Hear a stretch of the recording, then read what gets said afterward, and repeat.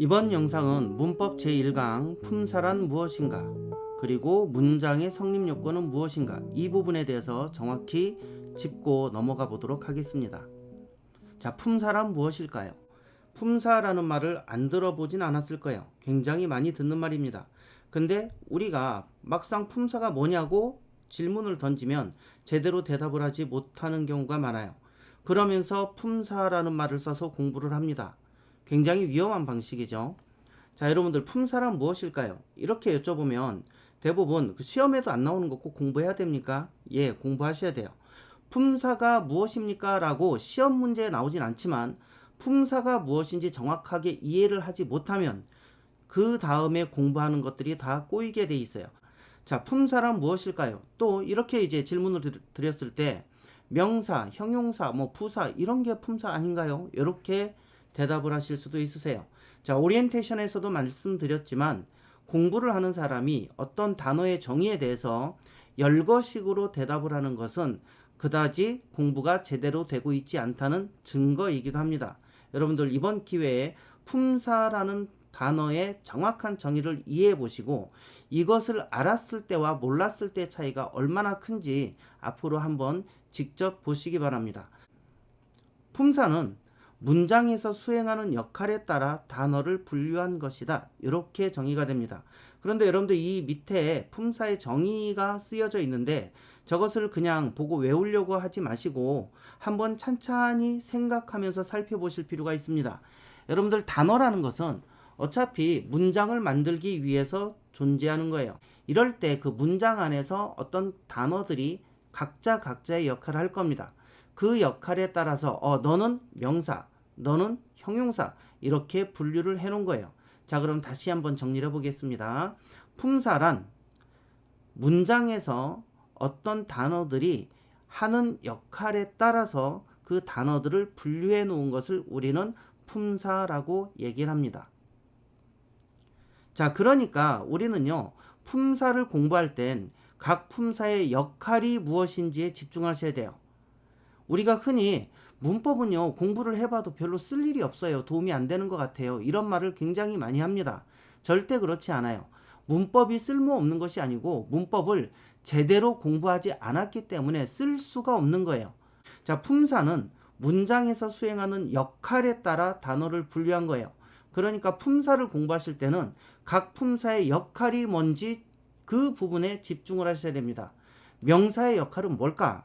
전치사의 역할은 뭘까? 이런 부분에 정확하게 집중해서 공부를 하셔야 여러분들의 공부가 쉬워지십니다.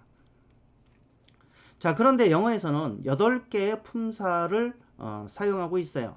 8품사라고 하죠. 8품사 뭐뭐 있을까? 외우실 필요는 없습니다. 다만 뭐뭐 있는지 정도는 확인하고 들어갈 필요가 있을 겁니다. 자, 명사, 대명사, 형용사, 부사, 동사, 전치사, 접속사, 감탄사 이 8가지를 우리는 8품사라고 얘기를 합니다. 자, 다시 한번 말씀드리지만 외우실 필요는 없으세요. 다만 한 가지 명심하실 거는 품사라고 얘기를 했을 땐 전부 다 사자로 끝난다는 거. 명사, 형용사 이렇게 사자로 끝난다는 것에 주목을 좀 해주실 필요가 있으세요.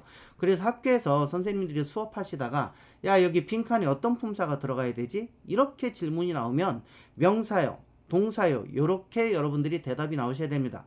저도 직접 수업을 하다 보면 저도 같은 질문을 할 때가 있거든요. 야, 이 빈칸에 들어갈 품사가 뭐야? 그러면 간혹 어떤 학생들은 주어요, 목적어요 이렇게 대답을 하는 경우가 있어요.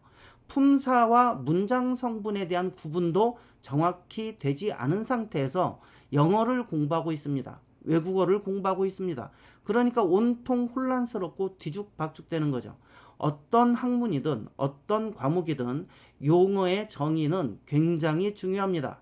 저는 개인적으로 용어의 정의만 분명히 해도 공부의 90%는 끝난다고 생각하는 사람이에요. 수업이 잘 이해가 안 간다라는 것은 자, 그 경우는 보통 여러분들이 그 과목에서 쓰이는 용어를 정확히 몰라서 그렇습니다. 아닌데요, 저 다 아는데요, 이렇게들 대답도 많이 하세요. 근데 우리는 분명히 짚고 넘어가야 될 것이 많이 들어본 단어와 내가 그 단어를 안다라는 것은 전혀 별개의 문제라는 거죠. 여러분들 그것을 이 품사라는 단어를 통해서도 증명할 수 있어요. 품사가 뭡니까? 라고 여쭤봤을 때 굉장히 많이 들어본 말이지만 정확하게 설명할 수 있는 분들은 그렇게 많지 않습니다. 자, 그렇다면 그 다음에 이제 또 자, 문장이란 무엇일까? 아니 생뚱맞게 갑자기 품사 얘기하다가 왜 문장이란 말을 끌고 왔을까? 자, 그것은 품사의 정의 때문에 그래요. 자, 품사의 정의를 다시 보시면 문장에서 수행하는 역할에 따라 단어를 분류한 것이에요. 그런데 저 정의에서 문장이라는 말이 등장을 하고 있거든요. 그럼 우리는 과연 그 문장이란 말을 정확하게 이해하고 있는지 알고 있는지 한번 짚어볼 필요가 있다는 겁니다.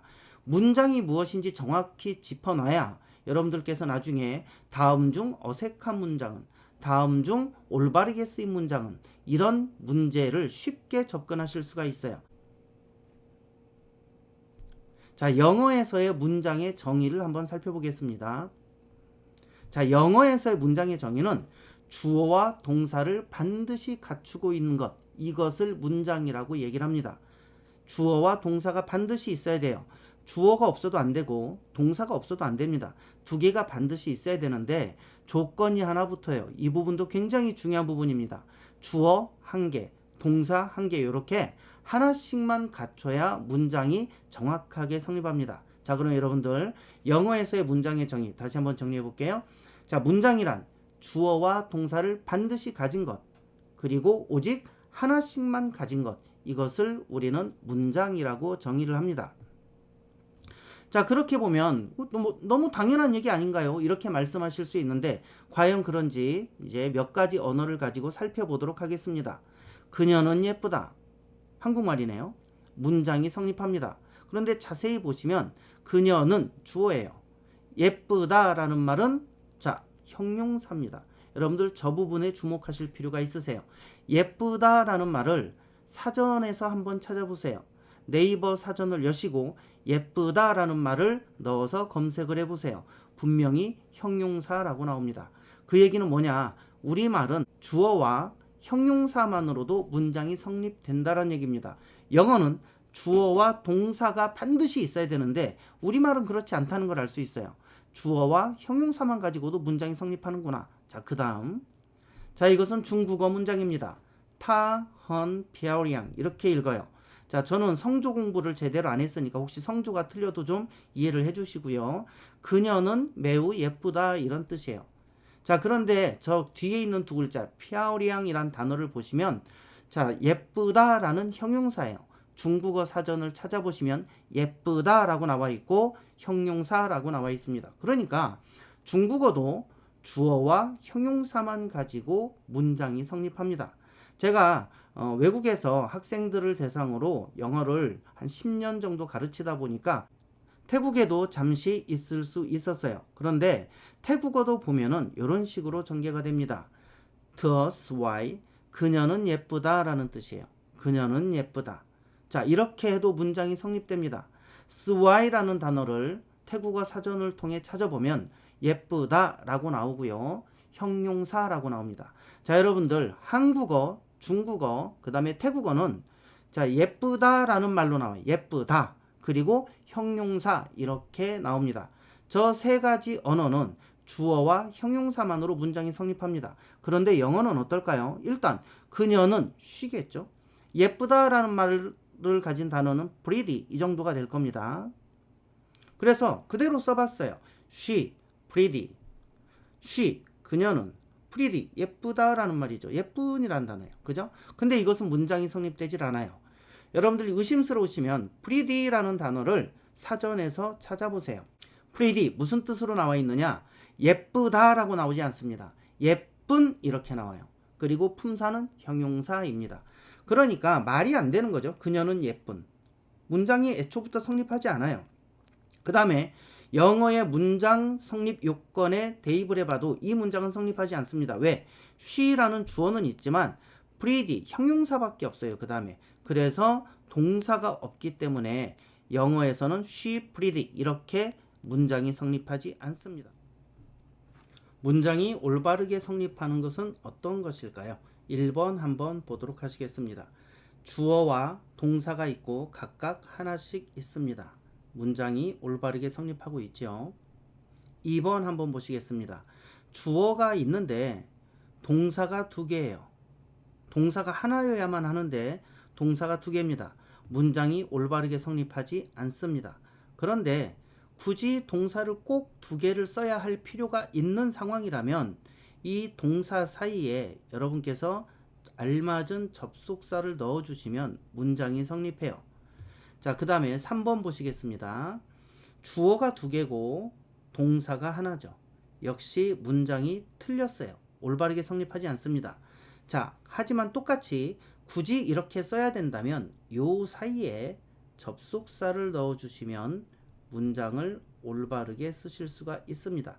그러니까 그냥 동사 2개 연타로 주어 2개 연타로 이렇게 쓸 수는 없다라는 얘기예요.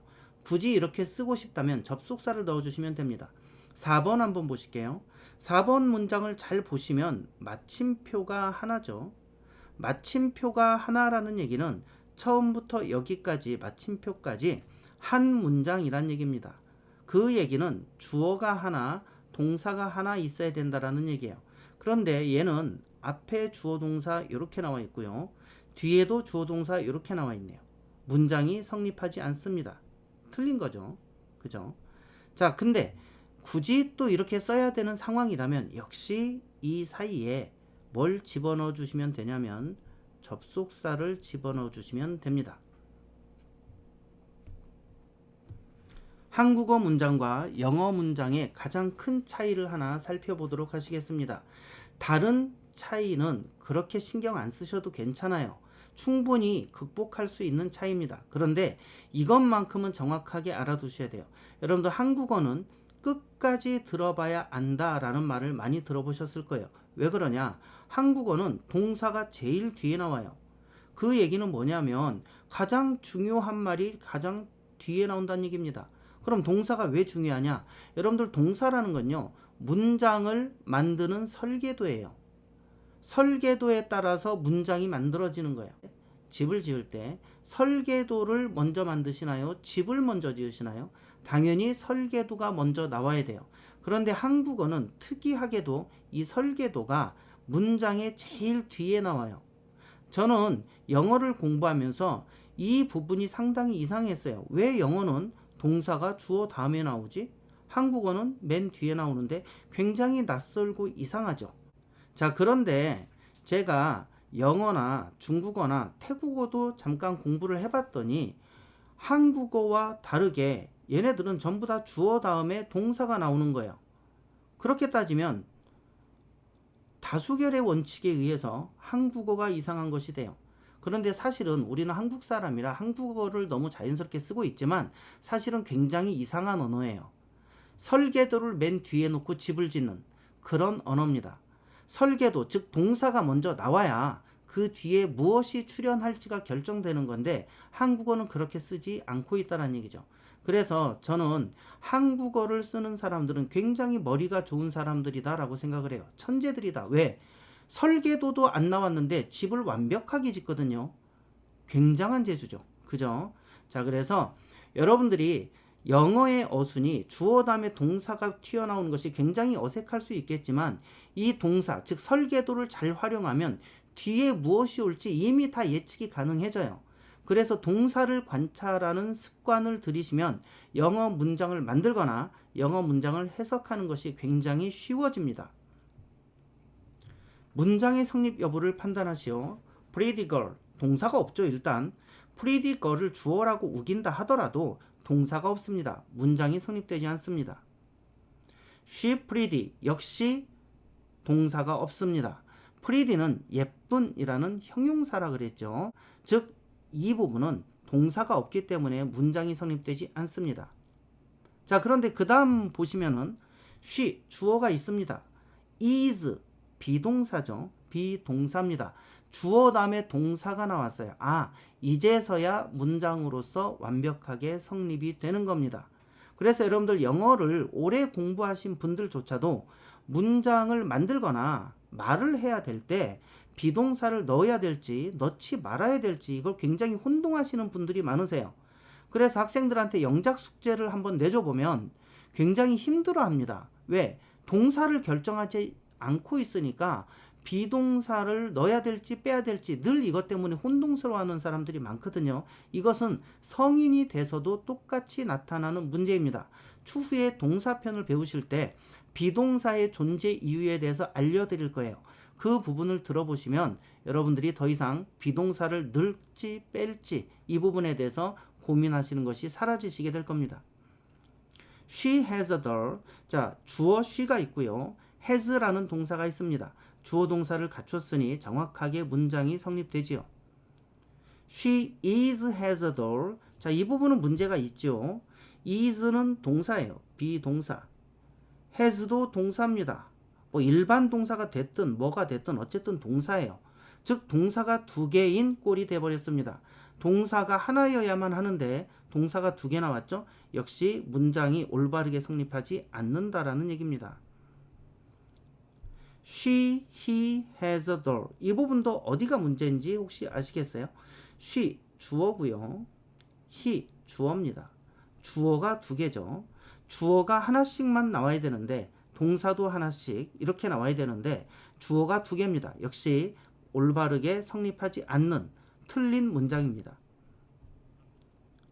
She likes, has a doll. 자, 이 부분도 마찬가지죠. 동사가 두 개입니다. likes라는 동사와 has라는 동사가 두 개가 나왔죠. 동사가 하나만 나와야 된다. 그래야 문장이 올바르게 성립한다 라고 말씀드렸습니다. She has a doll, he has a doll. 이런 부분은 좀 자세히 살펴보실 필요가 있으세요. 일단 마침표가 하나입니다. 마침표가 하나라는 얘기는 처음부터 이 부분까지 한 문장이라는 얘기예요. 이것이 한 문장이라는 얘기는 주어와 동사가 반드시 있어야 하고 하나씩만 있어야 한다는 얘기입니다. 그런데 she has 주어 동사죠. 그 다음에 he has 주어 동사입니다. 그렇기 때문에 이것은 틀렸어요. 주어 동사가 하나씩만 있어야 하는데 두 개씩 나왔죠. 이걸 굳이 이렇게 써야만 하겠다. 나는 꼭 이렇게 써야 하겠다. 그러면 요 사이에다가 접속사를 알맞게 집어넣으시면 된다라고 말씀드렸죠. 하지만 지금은 접속사가 없기 때문에 이 문장은 틀린 문장입니다. She crying. 여러분들 이 분사에 관해서 나중에 다시 정확히 말씀드리겠지만 지금은 이 부분만 말씀드릴게요. 자, ing가 붙은 우리가 흔히 학교에서 배우는 현재 분사입니다. 현재 분사는 동사가 아니에요. 원래는 동사였어요. cry, 울다 라는 동사였지만 ing가 붙는 순간 얘는 동사의 자격을 상실합니다. 그래서 여러분들 지금 일단은 분사는 동사가 아니구나 라는 정도만 알아두시면 됩니다. 나중에 분사편 가면 정확히 더 알려드리도록 할 거예요. 그래서 얘는 동사가 없기 때문에 문장으로서 성립하지 않습니다. 자, 그런데 이것은 어떤가요? 자, crying. 얘는 동사가 아니라 그랬죠. 하지만 앞에 is라는 비동사가 있어요. 주어도 있습니다. 그러면 이제서야 비로소 문장으로서 성립을 하는 겁니다. 자, 이 부분도 여러분들 자세히 살펴보실 필요가 있습니다. 마침표가 있지요. 마침표라는 것은 문장이 끝났다라는 것을 표시하는 거예요. 이걸 다시 말씀드리면 처음부터 이 마침표까지 하나의 문장이라는 얘기입니다. 문장이라는 얘기는 주어가 있으면 동사가 있어야 돼요. 그런데 아까도 말씀드렸지만 이 written, 과거 분사는 동사가 아닙니다. 자, 다시 말씀드립니다. 분사는 동사가 아니에요. 그러므로 이것은 문장으로서 성립하지 않습니다. 왜? 주어는 있는데 동사가 없어서 그래요. 자, 그런데 이 부분은 어떠세요? A letter, 주어가 있습니다. 그리고 동사도 있죠. 문장이 완성이 됩니다. 주어와 동사를 갖추고 있기 때문에 문장으로서 성립이 돼요. 그러면 눈치 빠르신 분들은 얼른 알아채실 거예요. 아, 그래서 수동태 문장을 얘기를 할 때 BPP라고 자꾸 얘기를 하는구나. 이렇게 눈치를 채실 수가 있을 겁니다. 자, 오늘 배우신 부분 정리해 보도록 하겠습니다. 품사란 문장에서의 역할에 따라 단어를 분류한 것이다. 그러니까 품사를 공부할 때는 각 품사의 역할이 무엇인지에 초점을 맞춰서 공부하시게 될 겁니다. 문장이 성립하기 위해서는 주어와 동사를 반드시 갖춰야 하고 그것도 하나씩만 갖춰야 한다. 이것이 정상적이고 올바른 문장이다. 이 원칙에 어긋난 것은 정상적인 문장이 아니고 틀린 문장이다라는 것을 명심해 주시기 바랍니다. 오늘 1강 품사와 문장에 관해서 말씀드렸습니다. 수고하셨고요. 2강에서 만나 뵙도록 하겠습니다.